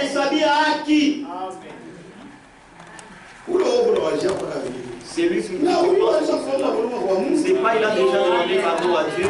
Amen. Amen. Amen. Qui les condamnera? Ni nani atabahukumu? Amen. Amen. Il la question toi-même tu vas juger, tu vas répondre. Qui les condamnera? Nani atabahukumu? Christ est mort. Kristo alikufa. Bien plus. Zaidi tena. Il est ressuscité. Alifufuka. Il est à la droite de Dieu. Eko kukume ya Mungu. Et il intercède pour nous. Na eko natuombea. Eko natuombea wao ile mashtaki yako itafanya. Na tes accusations, qu'est-ce que cela fera? Hein? Itafanya nini? Qu'est-ce qu'elles feront? Nous sommes les fils et les filles. Tuko watoto wanaume na watoto wanawake. Je crois wanawake. que nous tous ici nous sommes des élus. Na mimi na mama sio hapa tuko wateule. Je crois que Shimon a trouvé la Amen. Surtout nous qui sommes les bergers. Zaidi sisi ndio wachungaji. Frère, pour être berger, il faut que nous observions. Donc kujua kwa mchungaji il faut que Dieu t'aide. Tout le temps tu verras les fautes des enfants de Dieu. Kwa sababu kila wakati utaona makosa ya Ils viennent te dire même les secrets de leur cœur. Dieu atakuwa kukuambia hata masiri ya mioyo yao. Mais si toi-même tu n'es pas sauvé, sasa kama wewe hauyaatenda tu kumbili. n'as personne pour aller au ciel ici. Utanifunga Tu vas fermer. C'est comme ça. Minale. Moi j'ai mangé. Ce sont des enfants de Dieu. Hapana ni watoto wa ciel. Amen. Amen. C'est la vérité. Ni ukweli. C'est la vérité. Ni ukweli. C'est pourquoi, frère, Ndio kwa maana lui Christ Kristo a justifié le frère, alihesabia haki ndugu, a justifié la sœur. alihesabia haki dada. La sœur qui a été justifiée, Dada ule alihesabiwa haki, elle comprend. anaelewa. Je ne mérite pas. Sashistahili. Seigneur Jésus, merci. Bwana Yesu asante. Si elle était dans le monde, Kama alikuwa kama dunia, puisque c'est là où elle était, njoo ule mwenye alikuwa. elle y a même perdu la virginité. Na alipoteza ama ubikira yake. Para nasikia ineno. Quand cette parole s'est dit, Kama ineno ilikuwa zamani, si cette parole pouvait venir avant, je ne perdrai pas ma vie. si nilipoteza ubikira Mais elle wangu. dit, Lakini anasema, Seigneur soit béni, Bwana ubarikiwe, puisque tu m'as justifié. tunenihesabia Je haki. suis ton enfant. Niko mwana wako, Je ne le ferai plus jamais. mimi sitafanyaka tena kamwe. Je m'engage dans ce chemin Hapa najiingiza njia yako kufuata, pour qu'un jour il y ait des combines. ili siku moja kesha au ciel. C'est ça, vieux frère. C'est ça mes frères. Maintenant, elle est notre chef. Sasa ni dada yetu, Mais elle est déviergée. lakini ashapoteza ubikira. Maintenant, nous style, nous n'avons pas à kumizana maro. Là c'est le style que vous avez pour blesser les cœurs des gens. On a l'âne on va se dire, Dieu t'a, avant de t'avoir la sœur, Avant d'aller voir la sœur, il faut faire quoi? qu'est-ce qu'il faut faire? On va prendre Il n'y a pas avant de d'aller kuoga. Aina wewe utaoa dada. Un frère, avant d'aller kuoga, ndugu mbele ya yeye kuoa dada anapasha il est béni.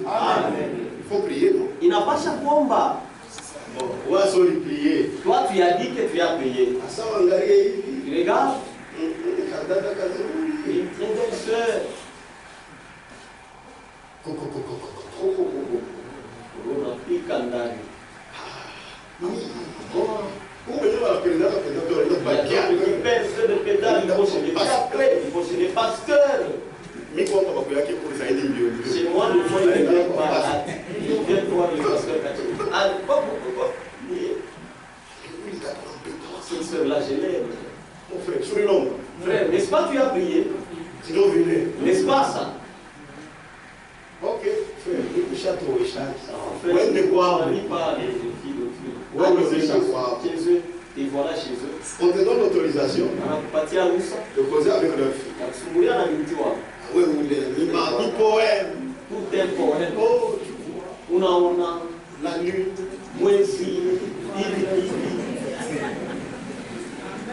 la sœur te dit, Niombe.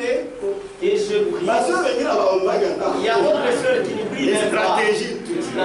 Stratégie seulement. Ça doit venir Si j'accepte directement, elle me verra que je suis faux.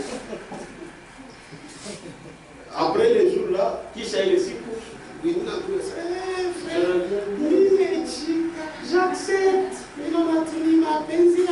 Je vois que c'est la volonté de Dieu. Depuis tous ces temps, c'est Dieu qui t'a envoyé. C'est ça, frère. Maintenant tu commences. Sœur ou vierge. Sœur, et tu vierge. Tu as le droit de poser tu chicata. On a là, la police à m'envie, moi je ne refuse pas. Je ne connais pas. Mais elle te dit ouvertement. Non. Il cotora. J'avais fauté. Elle te dit ouvertement. Et puis tu connais même son secret. Non, on a dit à ta Syria.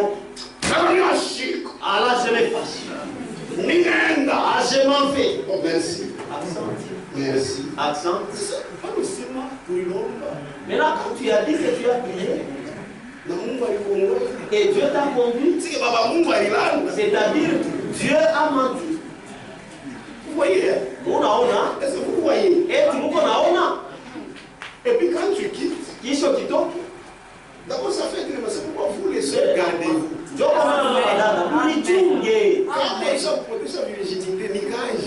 tu as déjà perdu la virginité, c'est un travail. Mais je sais que Dieu va t'envoyer quelqu'un qui ne va pas te troubler. Mais sois sérieux. Prie n'a pas sérieuse. Puisque beaucoup de frères ne sont pas sérieux. Sérieux. Il sait. Il s'en va. Maintenant, lorsqu'un frère, lui, celui-là a été poussé et élevé. Amen. Il y a d'autres qui me posent même pas. Ils s'en foutent. Maintenant, c'est toi qui commences. Qui est-ce qu'on a fiancé? Oh, c'est sœur Capécoula. Moi, j'avais parlé avec elle.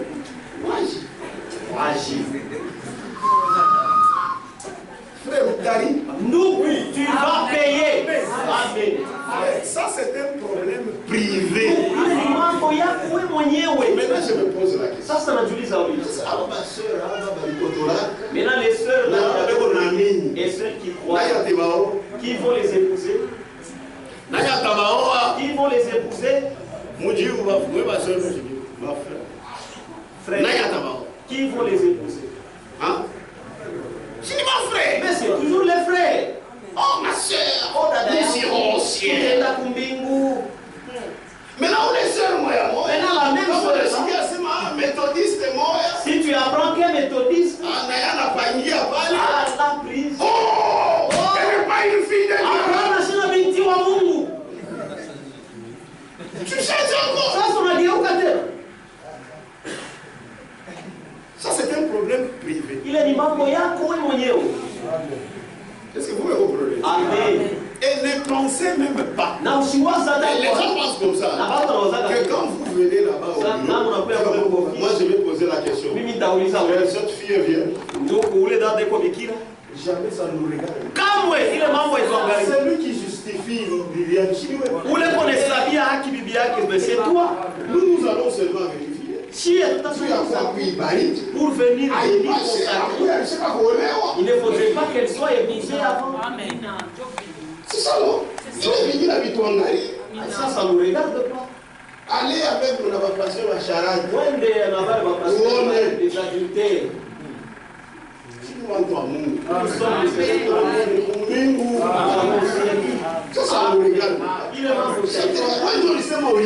C'est toi qui as dit qu'il a épousé. C'est ça le c'est pourquoi mes soeurs, murichunge. Vous voyez la honte que ça porte. Unaona haya ile ni unafanya. Utalialia. C'est une petite erreur seulement. Que Dieu vous bénisse. Amen. Quand vous apportez la virginité dans votre mariage, kama unaingiza ubikira mundoa yako, kama unapata tu bwana kichwa sawa, il va reconnaître un homme sensé atatambua hiyo. Il y a d'autres qui se rappellent. Qu'est-ce que ça fait? Que Dieu vous bénisse. Mais vous les frères, lakini mwa bantu, une bonne sœur, dada wa bien, c'est celle que Dieu te donne. ni ule Mungu anakupatia. Amen. C'est celle que Dieu te donne. Ni ule Mungu anakupa. C'est pourquoi ayez aussi la nature de Jésus-Christ. Mkwe na asili ya Yesu Kristo ndani yenu. Vous ne devez pas commencer à vous moquer de nos sœurs. Amupashe kwanza kuchekelea badada Dieu yenu. les a justifiés. Mungu amesabia haki. Si toi tu ne veux pas, pourquoi moi atamoa na honorer? Kama wewe upende, il y a un qui va l'épouser et va l'honorer. Anaheshimisha na neno. Et elle va honorer la parole. Amen. Que cette fille-là attend pour chicoter pour cette tous les jours, elle commencera à dire même dans sa vie, il ne va jamais. Notre fille, elle examine seulement la virginité dans le mariage. Et on a fait à Toubikira pour Aïcha, à Toubikira, c'est tout. C'est une soumission pareille. Pour ça, vous dites, n'est-ce pas je suis venu vierge. Où est-ce que tu vas m'amener? C'est pour prier le Seigneur. Tout ça, je voulais seulement dire. Soyons comme notre Dieu. Il nous regarde en Christ. Nous aussi regardons nos frères et sœurs en Christ. C'est ce que vous devez savoir. C'est pourquoi je vous ai dit la parole de Dieu. C'est pourquoi Paul a dit, moi j'ai annoncé le conseil de Dieu sans rien cacher. Amen. Même après qu'on ait cru, on peut commettre des fautes. On peut commettre des fautes. Nous sommes Disons. Est-ce qu'on est ensemble? Un jour. Barua ya kwanza ya Yohana.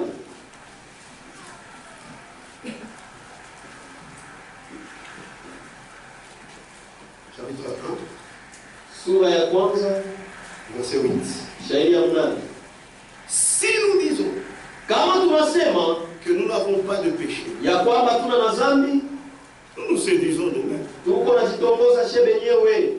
Il s'adresse à qui? À ceux qui ont cru. Si nous disons que nous n'avons pas de péché, nous nous séduisons nous-mêmes. Et la vérité n'est point en nous. Amen. Amen.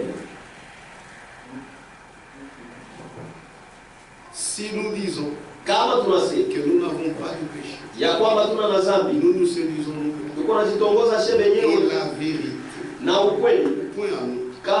Si nous confessons nos péchés,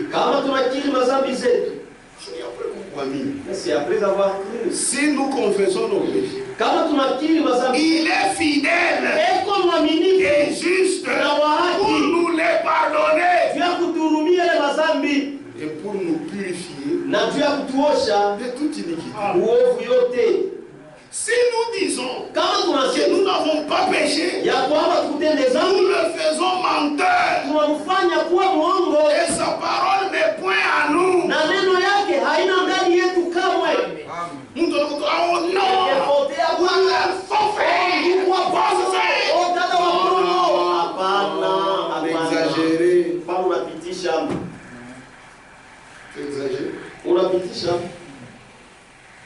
Amen. Amen. 1 Jean chapitre 2. Verset 1. Mes petits enfants, je vous écris ces choses afin que vous ne péchiez point. Et si quelqu'un a péché, voyez? C'est un équilibre. C'est ça, parler à l'équilibre. Parce qu'il y a des gens, tu l'as enseigné. Mais là, quand ils le croient, c'est comme un jour je disais, les gens pensent que quand vous croyez, même l'essence,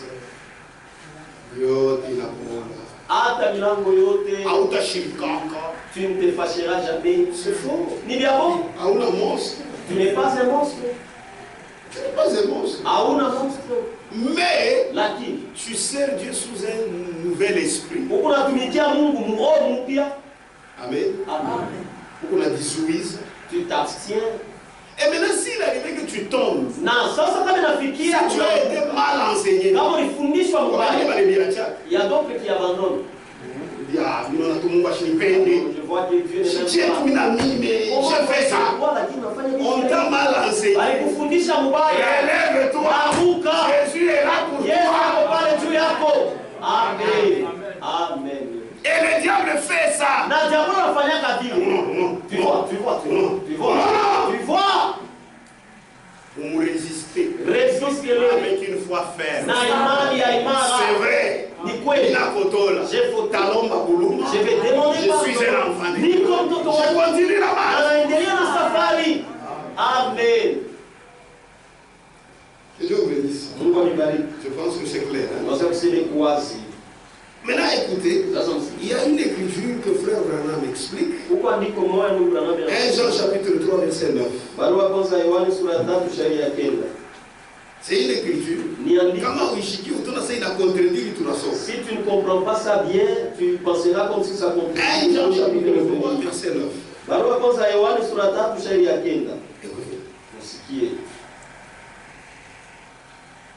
Quiconque est né de Dieu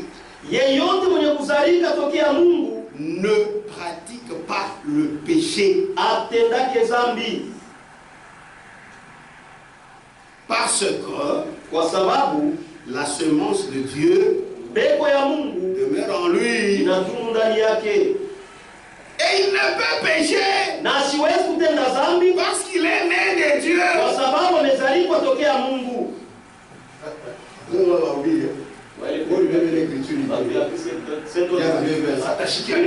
Il va sentir aujourd'hui.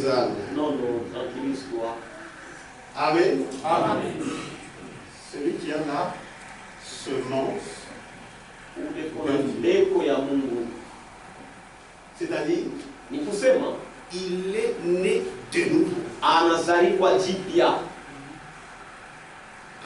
Amen. Il ne pratique pas le péché. Ce n'est pas sa vie. S'il tombe, jusqu'à ce qu'il va acheter bien. C'est là qu'il va bien se sentir. C'est différent. Amen. C'est différent de celui qui toute sa vie, c'est toujours ça. Est-ce que vous me comprenez?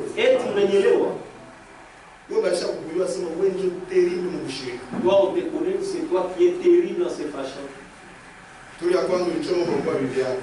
La première fois, tu as mis la deuxième fois, la troisième fois, la dernière fois,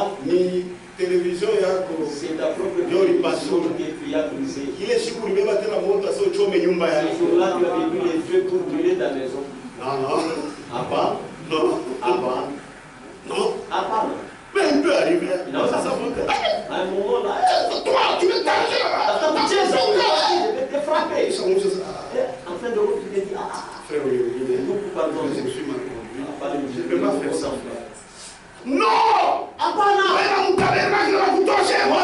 tabernacle, il faut qu'on te chasse. Moi, je un faux frère. C'est vous les faux frères. C'est un vrai frère.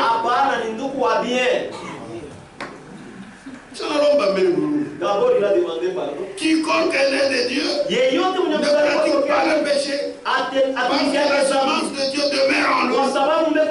Et il ne peut pécher parce qu'il est né de Dieu. C'est ce qui nous intéresse. Hébreux. Hébreux chapitre 6. Deuxième. C'est le premier Hébreux chapitre 6. Haina Waebrania sura ya 7, lakini Waebrania sura ya 6 kipande ya pili. Page 17. Kurasa 17. Oh, est-ce que... Attendez, j'ai dit quoi? Nasema nini? Hébreux chapitre 6, page 17. Attendez. Bon, attendez, je vois si je veux.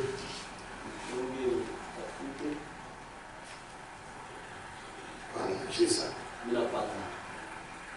Hébreux chapitre 6, deuxième partie. Page 33, paragraphe 445. Ukarasa 33 wazo la 345. Et tout à l'heure, 447. Nous allons aussi lire 447. La Bible dit, il explique ça. Biblia inasema nafasiria ya mwisho. C'est le prophète qui parle. Ni nabii C'est le prophète qui anasema parle. haina ndugu kisimba. La Bible dit, Biblia inasema celui qui est né de Dieu ule amezaliwa tokea Mungu ne pratique pas le péché. atumikiake dhambi. Il explique. Anafasiria. En effet, Kwa kweli il ne peut pécher asiwezi kutenda dhambi parce que kwa sababu la semence de Dieu beko ya Mungu demeure en lui. iko na dumu ndani yake Et il ne peut pas pécher. na siwezi kutenda Là, dhambi. il explique. Sasa nafasiria. Comment puis-je être appelé pécheur Namna kani naweza kuitwa mtenda dhambi alors qu'il se tient là un sacrifice qui prend ma place? japo peko sadaka ilisha kubeba fashi yangu? Amen. Amen. Comment puis-je mourir Namna kani naweza kufa alors que la dette de la mort a été payée pour moi? japo deni ya dhambi shalipwa juu yangu? Comment puis-je mourir Namna kani naweza alors que kufa j'ai la vie éternelle? japo niko na uzima wa milele? Comment le pourrais-je? Namna kani taweza? Vous ne le pouvez pas. Hautaweza kamwe. Amen. Amen. Si vous croyez autrement, Kama unaamini vous kinyume, n'avez pas la semence de Dieu. Ah, on a la C'est là vraie. que frère Branham dit, pale ndio unaona nasema le péché c'est l'incrédulité. dhambi ni kutokuamini. C'est pas ce que vous comprenez ça. Paragraphe 447. Wazo 445. Et comment puis-je donc, Na namna kani basi après que Christ est mort pour moi, kisha Kristo kufa juu yangu et que je suis devenu sa justice na nisha kuwa uwaki wake à cause de sa grâce juu ya neema yake et de son amour pour moi, na mapendo yake juu yangu, comment puis-je pécher namna kani naweza kutenda dhambi alors qu'il se tient quelque chose entre moi et Dieu? japo kuko kitu kimoja kiko katikati ya mimi na Mungu? Un sacrifice. Sadaka. Je ne peux pas pécher. Siwezi kutenda Je dhambi. ne peux pas. Siwezi kutenda dhambi. Écoutez, Msikie. Dieu ne me voit jamais. Mungu asinione kamwe. Il voit Christ Eko naona Kristo qui prend ma place. ula anabeba fashi yangu. Et ça m'oublie. Écoutez maintenant. Et quand je commets une faute, Na wakati mimi nakotola, Christ prend ma place. Kristo anabeba fashi yangu. Amen. Je fais ma confession. Mimi nikiri, J'ai tort. niko na kosa. Il a raison. Eko na sheria yeye. C'est pourquoi mtoto wa Mungu ashijijustifiaje? Ndio kwa maana l'enfant de Dieu ne se justifie pas. Frère, pourquoi tu fais vile? Donc tu as mis Non, mon frère. Non frère, Parce que ele kwetu mie. notre frère là, vous voyez moi. Frère, mimi nakutola. Donc frère, j'ai Na mimi nilijikondane. oui, oui, j'ai fait Ile hadi kumbaya. Frère, ninombe kuna Mungu anisaidie juu. Ndio tu ni mampepo. Parce que j'ai vu que ce sont des démons. Shida shetani atashika yana. Même Satan aura honte, il va fuir. Non, comprends frère. Oh, hapana, elewa ndugu. Basi bibi alienda mashumi. La femme est partie. C'est pourquoi je suis tombé un peu. Toi, tu es un pécheur. Amen. Amen. Amen. Il voit Christ qui prend ma place. Eko naona Kristo anabeba fashi Et quand yangu. je commets une Na faute, wakati mimi nakotola, Christ prend ma place. Kristo anabeba fashi Je yangu. fais ma confession. Mimi nikiri, J'ai tort. niko na makosa. Il a raison. Yeko na sheria. Seigneur, Bwana, tu connais mon cœur. unajua moyo wangu. Tu sais si oui ou non je suis sincère. Unajua ndio kama hapana niko wa moyo wa Et j'ai tort. na niko na makosa. Pardonne-moi. Nihurumie. Dieu ne voit jamais cela. Mungu aonake kamwe ile. Le sang de Jésus Damu ya Yesu me couvre tout le temps. iko nanifunika wakati yote. Amen. C'est toi, c'est là. Amen. Me couvre tout le sang aussi, tu dois le Iko savoir. nanifunika wakati yote. Ile nayo unapasha kujua. Comment alors Dieu peut-il me voir? Namna gani basi Mungu anaweza kuniona? péché peut-il m'être imputé? Quand lui ne peut pas le faire, dès que j'en commets un, c'est pardonné. Et c'est vrai. Ça aussi vous devez connaître.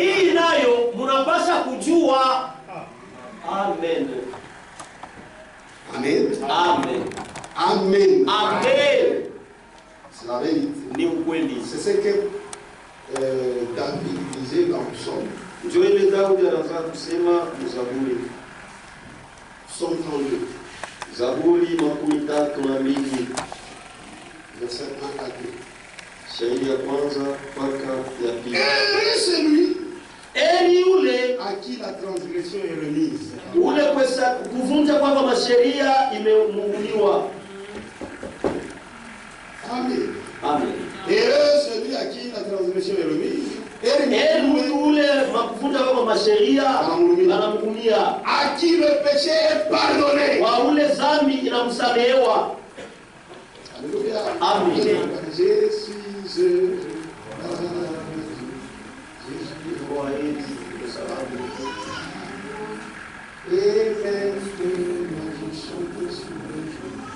C'est une réalité. Moi, je suis l'homme le plus heureux. Je ne me perdrai jamais. Quand je fauterai, j'arrangerai. Même si je faute devant mon fils, je vais demander pardon.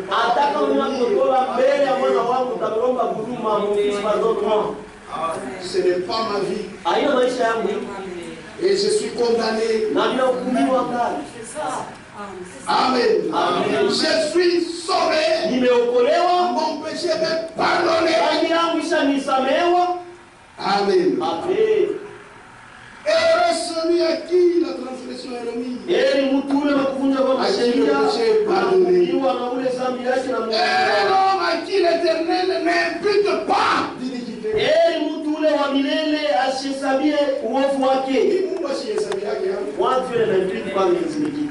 Et dans l'esprit duquel il n'y a pas de fraude. Amen. Amen. C'est la vérité. Madame dit encore quelque chose. On a Hébreux chapitre 7. Deuxième partie. 336, 338. Wazo maonia moja 36 mpaka 338. Amen. Amen. C'est la vérité. Je n'ai pas de sainteté à lui présenter. Sina na utakatifu ya kumuonesha. Mais je compte sur la sienne. Lakini nategemea yule ya utakatifu wake. Oh, sur sa grâce. Yule ya neema yake. Et je l'ai dans mon cœur. Na niko nayo moyo wangu. Je ne l'ai pas mérité. Misi kuistahili. Il n'y a rien que j'ai fait pour la mériter. Hakuna kile nilifanya juu niistahili. Mais par grâce. Lakini kwa neema. Il m'a appelé. Aliniita. Et m'a invité à venir. Na alinialika nipate kuja. Et je regardais à lui. Na nilimwangalia yeye. Alléluia. Amen. Et il a ôté de moi ce désir. Na aliondoa ndani yangu ile nia. Amen. Il n'y en a plus. Mais je suis seulement tombé. C'est pourquoi je regrette. C'est pourquoi un enfant de Dieu, quand on atteint d'un équipe qui baille, Dieu atteint d'avoir arrangé. Ce n'est pas sa vie. Amen. Il a ôté de moi ce désir. Amen. Il n'y en a pas. Mais malgré Caïnam, je commets des milliers de fautes chaque mois. Chaque mois. Je commets des milliers de fautes chaque mois. Chaque année. J'en commets certainement. Mais quand je vois que j'ai tort, je dis, oh Dieu, je n'avais pas l'intention de le faire. Tu connais mon cœur. Je n'avais pas l'intention de le faire. J'ai été pris dans ce piège. Je n'avais pas l'intention l'intention de le faire, sikukuwe na nia ya kuifanya, pardonne-moi, Seigneur. unihukumie Bwana. Si j'ai mal agi à l'égard de mon frère, Kama nilitendea mbaya ndugu je yangu, dis, nasema frère, ndugu yangu, pardonne-moi. unihurumie. Je n'avais pas l'intention de faire ça. Sikukuwe na nia ya kufanya hivyo. Certainement, tu Hakika connais mon cœur. Mungu anajua moyo wangu. Amen. Amen. C'est pourquoi j'ai dit, Ndio kwa maana nasema qu'est-ce qui t'empêchera d'aller au repas du Seigneur? ni kitu gani kitakuzuiza Ni kwenda kiburi kwa chako. meza ya Bwana? Mais c'est ton orgueil. Pourquoi tu ne veux pas arranger? Juu ya nini upende kutengeneza? Oh, vous y êtes! Unafikia Voilà le sacrifice du sang. njo sadaka ya damu, Voilà la puissance de l'évangile. njo uwezo wa Injili. Cette sainte église qui avance. Hii kanisa takatifu kunaendelea, Non pas à cause de quelque chose que vous avez fait. hapana juu ya kitu fulani ile mlifanya. C'est une chose dans laquelle vous n'avez rien à y faire. Ni kitu ndani yake kile hamuna na cha kufanya. Voilà l'expiation. Njo ondoleo wa dhambi. Amen. Amen. Le sang fait aussi l'expiation. Damu iko nafanya ondoleo wa madhambi. C'est tout ce que je viens d'expliquer. Kwa yote inatokea mkufasiria. Que Dieu vous bénisse. Amen. Je pense que vous avez compris. Naweza kusema kuna Le sang damu purifie notre conscience iko nasafisha dhamiri yetu, des œuvres mortes matendo ya kufa, et nous sauve de la vie na iko mondaine. natuokoa toka maisha ya kidunia. Mon kazi ya damu. Voyez le travail. Hébreu. Waibrania sura ya 9. Tu as confondre le Dieu damu na parole. Comment tu peux confondre le sang et la parole? Hébreu, Waibrania chapitre 9, sura ya 9 verset 13. shairi ya 13. Car si le sang des taureaux et des boucs Kwa maana kama damu ya bangombe na ya bambuzi dume et la cendre d'une vache répandue sur ceux qui sont souillés na majifu ya ngombe dike ile namwangika yule yenye kuchafuka, sanctifie et procure la pureté de la chair. iko natakasa na kuleta usafi wa mwili, Combien plus le sang de Christ, mara ngapi damu ya Kristo qui par un esprit éternel ile kupitia roho ya milele s'est offert lui-même alijitoa yeye mwenyewe sans tâche à Dieu, bila taka kwa Mungu, purifiera-t-il votre conscience des œuvres mortes atasafisha dhamiri yenu kwa matendo ya kufa, afin que vous serviez le Dieu vivant? ili mtumikie Mungu aliye hai. Votre conscience est purifiée des œuvres mortes. Dhamiri yenu imesafishwa kwa matendo ya kufa. Cela ne dit pas que vous ne tomberez pas. Ila iseme ya kwamba hamtaanguka, Mais si tu tombes, lakini kama unaanguka tu regrettes et unahuzunika tu te relèves. na unalamuka. 1 Pierre, Petro wa kwanza chapitre 1. sura ya kwanza. Amen. Amen. C'est la vérité. Ni ukweli. 1 Pierre, Petro wa kwanza chapitre 1, sura ya kwanza verset 18. shairi ya 18. Sachant que Ukijua ya kwamba ce n'est pas par des choses périssables, haina kupitia vitu par de l'argent ou de l'or, kupitia fedha au que vous dhahabu, avez été rachetés de la vaine manière de vivre ndio mlikombolewa mnamna mbaya ya kuishi que vous avez hérité de vos pères, ile mlirithi kwa baba zenu, mais par le sang précieux lakini kupitia damu ya damani de Christ. ya Kristo. Amen. Amen. Comme des agneaux sans défaut Saya mwana kondoo bila bulema et sans na tache. bila taka. Que Dieu vous bénisse. Amen. Que Dieu vous bénisse. Amen. Ainsi vous voyez, Hivi mnaona celui ule qui doit communier au pain anapasha kushiriki et kumkate au sang na damu, doit avoir cette vie de rachet. anapasha kuwa na ile maisha yenye kukombolewa. C'est quelqu'un qui ne vit pas dans le péché. Ni mtu nashiishi mazambi, Mais quand il tombe, lakini kama il anaanguka arrange. anatengeneza.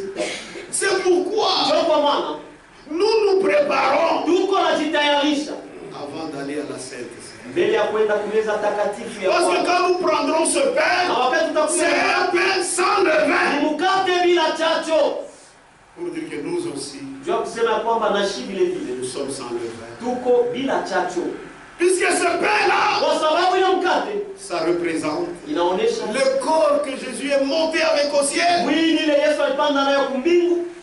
Amen. Amen. Ça représente aussi Inaonesha tena l'église de Jésus-Christ. kanisa ya Yesu Kristo, Vous et moi. mweye na mie. Amen. Amen. Amen. Maintenant, quand je le prends, Sasa wakati mimi naikula mais je dois être d'abord en accord avec tous mes frères. mbele, ninapasha kuwa mwenye kupatana na bandugu yangu wote. Amen. Si je ne suis pas en accord avec tous mes frères, je dois d'abord arranger. Si je ne suis pas en accord, en communion avec le Seigneur Jésus, lui il est sans levain. Et en moi il ne doit pas y avoir de levain. Je dois chercher d'abord la communion avec lui. Et quand je viendrai prendre l'obéissance de sa parole, il va me bénir. Mais si je ne le prends pas comme ça, condamnation sur condamnation.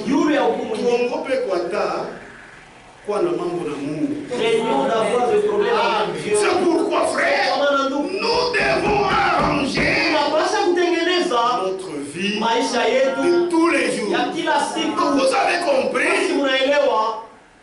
Sans le sang de Jésus, ce livre ne nous appartient pas.